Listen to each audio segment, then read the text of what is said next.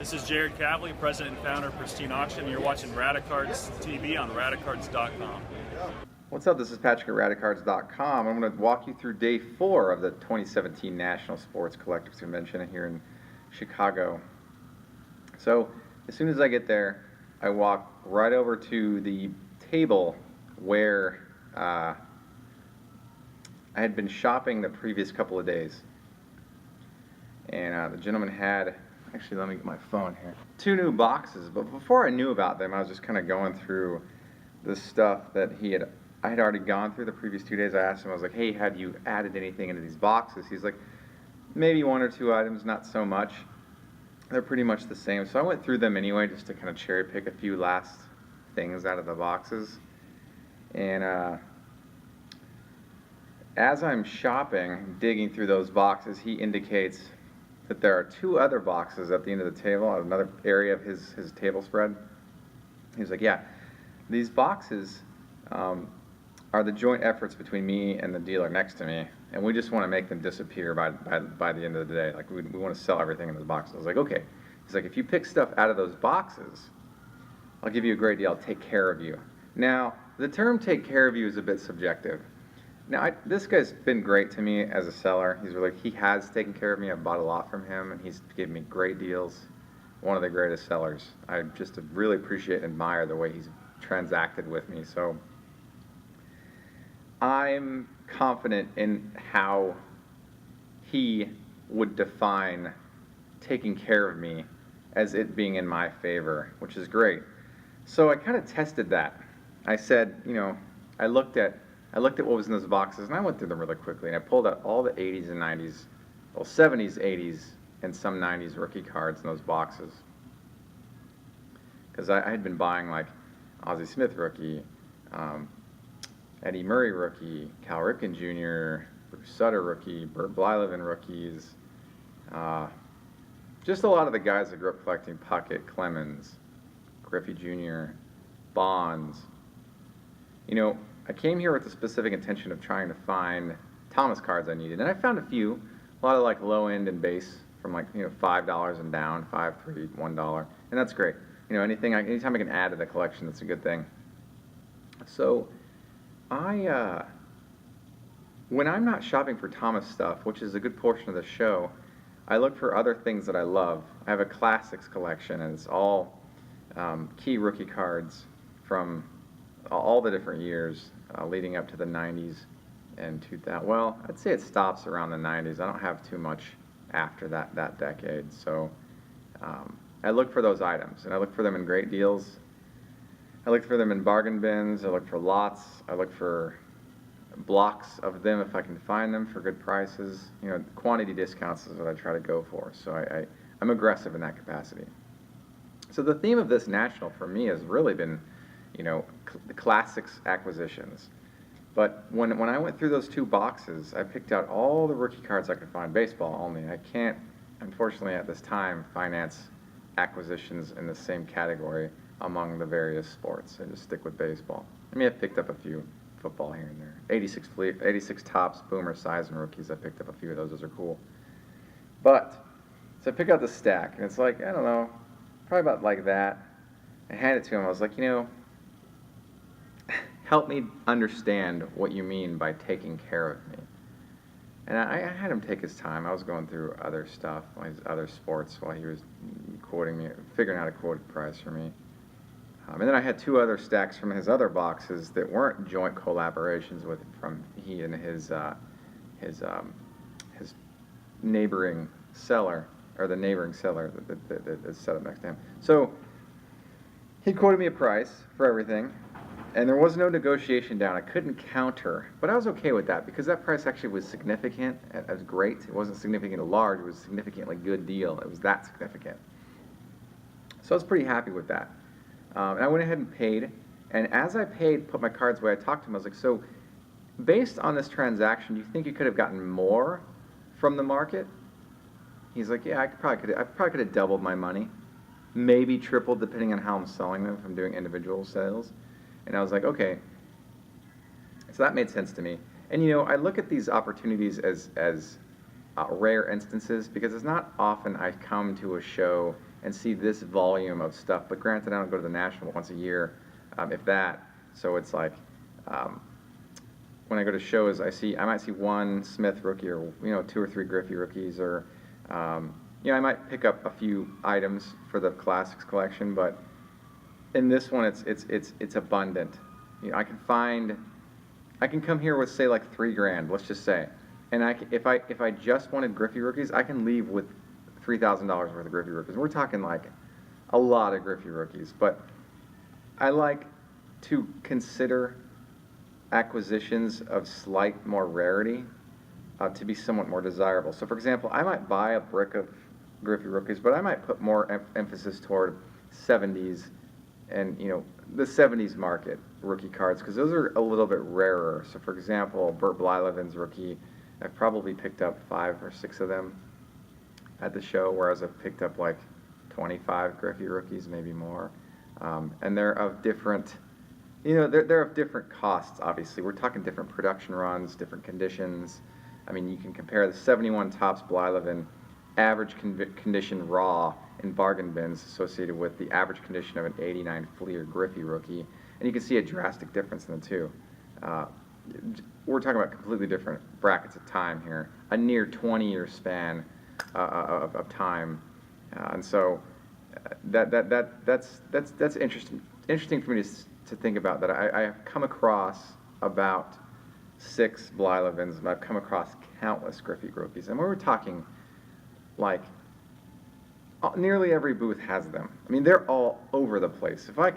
If I wanted a Griffey rookie, I can easily get it almost at every instance. Every booth I go to, someone will have one, so that's really cool.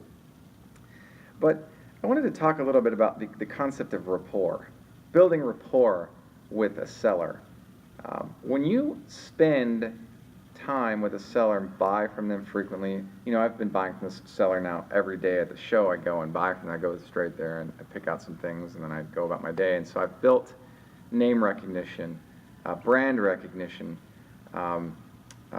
somewhat of a friendly atmosphere with the seller. I've been able to joke with them and get to know them a bit, see what they're about, what they've done in their past, what their career looks like now, what it looks like in the past, what did they order for dinner the night before. I can have these cordial conversations with them and allow both of us to get to know one another.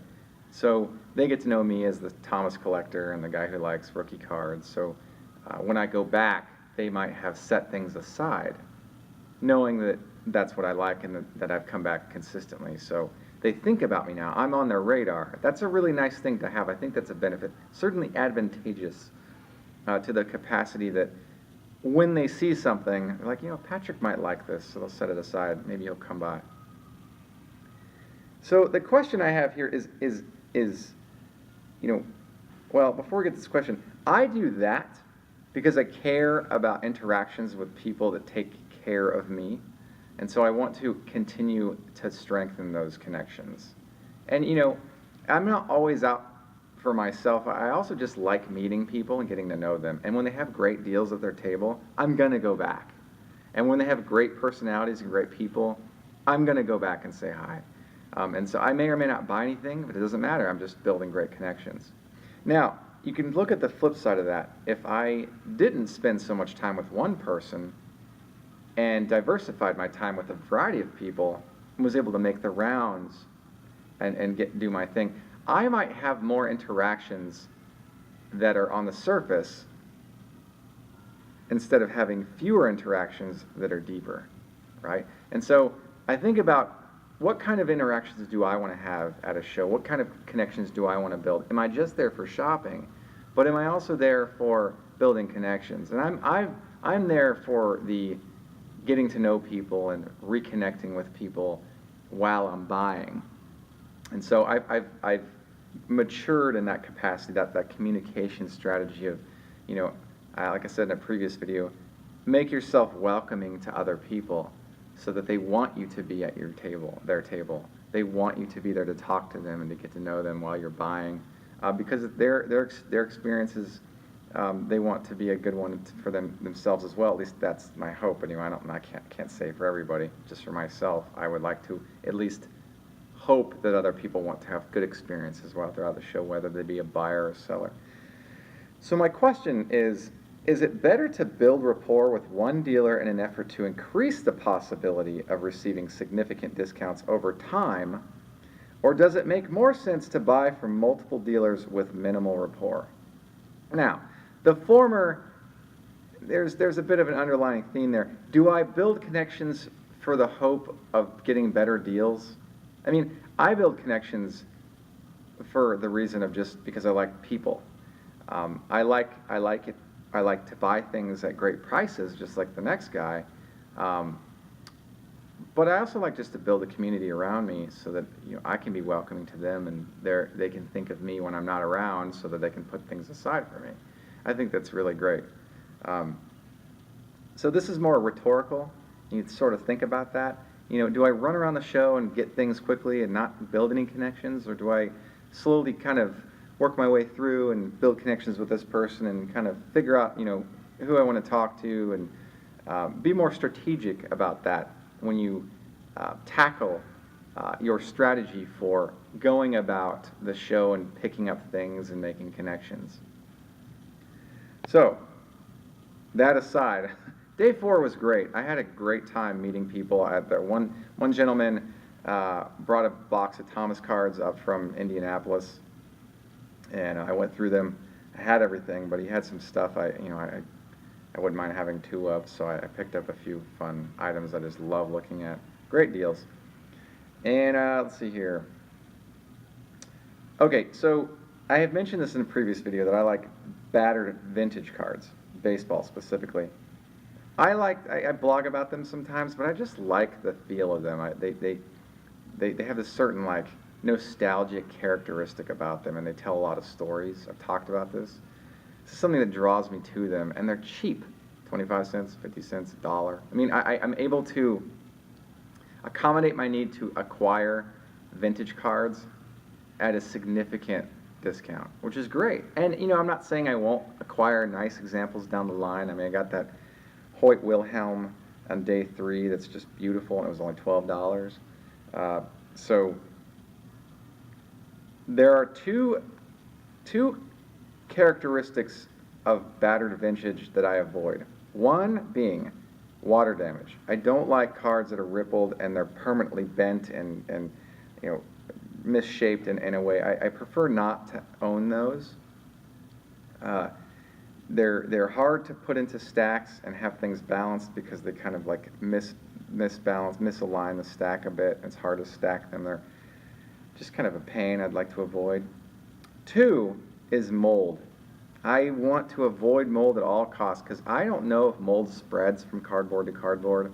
The last thing I need in my collection is a plague that goes from one piece to another.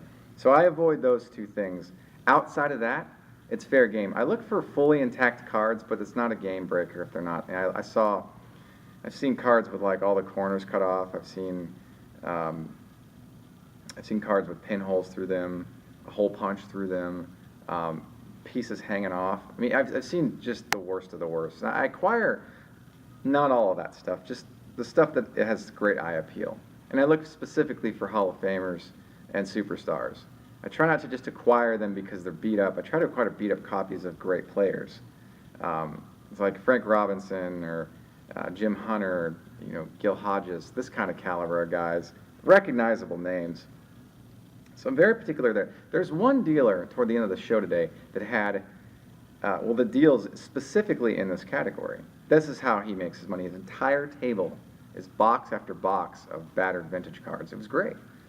I mean, there was some small amount of varied products categorically, but overall, it's beat up old vintage cards between 25 cents on up, and it was great to go through there. And I spent probably about 90 minutes going through, digging through, and he was real helpful, very nice guy, and his prices are great. I mean, 25 cents for a beat up Gil Hodges card you can't beat that. 68 tops, a manager card, among others. Many others, in fact. So I spent some time there, and that concluded my day 4. But I want to go back and talk about something real quick. I write about error cards on the blog, Radicards.com. All these videos are, in fact, embedded into posts on Radicards.com. I just happen to house them on YouTube and make it all public. so you can view them on YouTube as well. Most of you probably know that, but those of you that don't, you can click on the links below on any of these videos, and you can click straight through the article in which this video is embedded, along with copy and pictures and all this other stuff. So that aside, I have a category where I talk about error cards. I love errors. I mean, some are more interesting than others. I really appreciate the concept of cards that feature variety of differences when things were caught early and corrected. And I mean, I just think this stuff is really cool. So I found a dealer today that had a whole mess of just whatever. I mean, I went through dollar box and 50-cent box today, and I found some cool inserts, like a Thomas card I needed, and he had a stack of cards that were all penny sleeve, and they're front. They're all some of them were just backs, two backs, so like back of a card, flip it over, it's the back of the same card. I was like, what the heck? And then I realized, wait, I recognize some of these. These are errors, but he's selling them by the pair. So I picked up some that I had been looking for a while, and a few that I didn't know existed. It was great. It was 3 for $1, so I picked up probably like $6 worth, I'd say. It was an exceptional find for me, and the potential for me to blog about them at some later date. I haven't really decided what I'm going to do with those, but they're going to go into my collection. I have a section just for error cards, and they go in there. Everything's penny sleeved and organized by year. So it was great to find that. That's probably that might be. Let me just put it this way.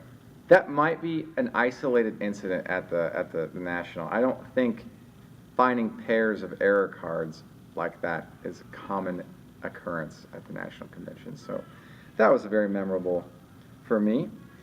And I just want to say, you know, day 4 is great.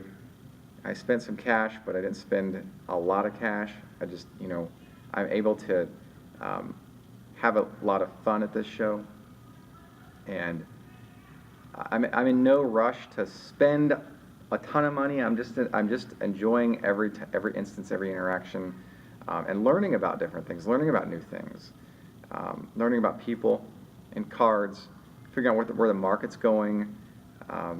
Getting to know some of the key players in the hobby, that's really important to me. Learning about the people that have made such a big impact on the hobby. It's been great. I've had a lot of fun. Day 4 has been great, and I hope you liked this video. And please subscribe or like, comment, or and just keep an eye out for other videos from me if you'd like. And thank you so much for watching another episode of Radicards TV on Radicards.com. And until next time, enjoy collecting.